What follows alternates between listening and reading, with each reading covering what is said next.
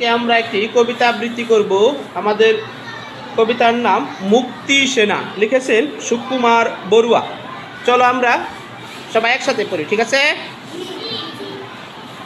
মুক্তি সেনা, সুকুমার বড়ুয়া, ধন্য সবাই ধন্য, অস্ত্র ধরে যুদ্ধ করে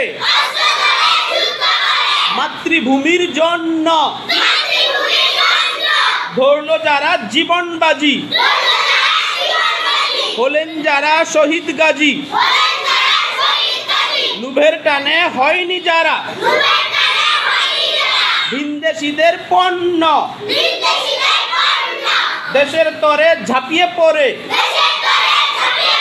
শক্ত হাতে ঘায়েল করে সব হানাদার সৈন্য, ধন্য উড়াই ধন্য।